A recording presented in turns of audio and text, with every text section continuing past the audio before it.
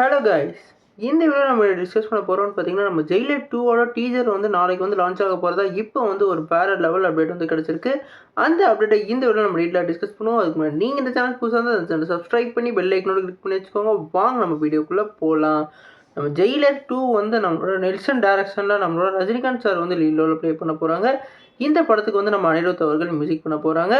இப்போ என்ன அப்டேட்னு கேட்டிங்கன்னா, பொங்கல் ஸ்பெஷலாக நாளைக்கு 6 மணிக்கு வந்து இந்த படத்தோட டைட்டில் டீசர் ரிலீஸ் ஆக போகிறதா அப்டேட் வந்து கிடச்சிருக்கு.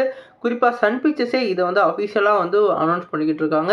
நாளைக்கு வந்து ரஜினி படத்தோட ஒரு பெரிய அனௌன்ஸ்மெண்ட் இருக்குன்னு சொல்லிட்டு ஒவ்வொன்றா வந்து இப்போ வந்து லான்ச் பண்ணிகிட்டு இருக்காங்க. குறிப்பாக இதை வந்து நிறையா ஸ்க்ரீன்ஸில் வந்து ஸ்க்ரீன் பண்ண போகிறாங்களாம். இதில் சென்னையில் வந்து ஒரு 4 இடத்துலையும், அதே மாதிரி குறிப்பிட்ட சில இதில் வந்து பேன் இந்தியா அளவில் இவங்க ப்ரொமோஷன் பண்ண போகிறதா சொல்லியிருக்காங்க. இந்த அனௌன்ஸ்மெண்ட் டீசரை வந்து நம்மளோட சன் டிவியோட அஃபீஷியலான யூடியூப் சேனல்ஸ்லாம் ரிலீஸ் ஆக போகுது. இது ஏற்கனவே கன்ஃபார்மான நியூஸ் தான். குறிப்பாக ஜெயிலர் படத்தோட வெற்றிக்கு அப்புறம் இந்த காம்போ வந்து திருப்பி இணைய போகிறதா சொல்லியிருந்தாங்க.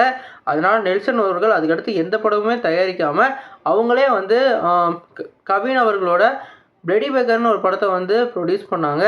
அவங்க வந்து டைரக்ஷனில் எந்த ஒரு படமும் பண்ணாமல் ஹோல்ட் பண்ணி வச்சது வந்து நம்ம சன் பிக்சர்ஸ் தான். இந்த ஜெயிலர் 2 நீங்கள் பக்காவாக பண்ணுங்கள், நீங்கள் அது வரைக்கும் வேறு எந்த ஒரு சின்ன படமும் பண்ண வேணாம்னு சொல்லிட்டு ஒரு ஹோல்ட் பண்ணியே வச்சுக்கிட்டு இருந்தாங்க.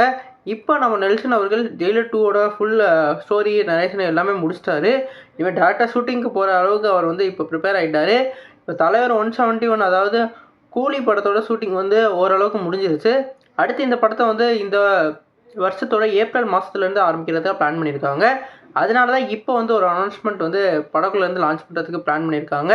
இந்த அனௌன்ஸ்மெண்ட்டும் ஒரு பக்காவான அனௌன்ஸ்மெண்ட்டாக இருக்கும். குறிப்பாக வந்து நெல்சன் அவர்கள் வந்து எப்பயுமே வந்து அனௌன்ஸ்மெண்ட்டுக்கே ஒரு வேறு லெவல் சம்பவம் பண்ணுவார்.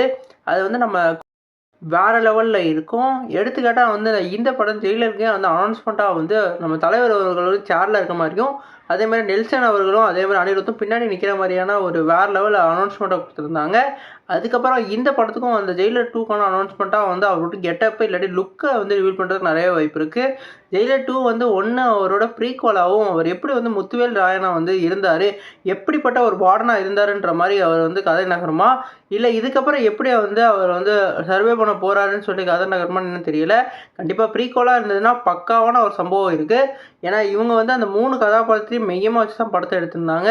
அதனால் அந்த 3 கதாபாத்திரமும் பக்காவாக சூட் ஆகி வேறு பிக் ஸ்டாரை வச்சு ஒரு பேன் இந்தியா அளவில் ஒரு அட்டென்ஷன் கிடைக்கும். இவங்க அந்த அனௌன்ஸ்மெண்ட்டில் என்னென்னலாம் ரிவீல் பண்ண போகிறாங்கன்னு நம்ம வெயிட் பண்ணி பார்ப்போம். நீங்கள் இந்த அனௌன்ஸ்மெண்ட்டோட டீசரை பற்றி என்ன நினைக்கிறீங்க கமெண்ட் பண்ணுங்கள். இந்த வீடியோ உங்களுக்கு சாட்டிஸ்ஃபை லைக் பண்ணுங்கள். இந்த சேனல் புதுசாக தான் சப்ஸ்கிரைப் பண்ணுங்கள். நன்றி.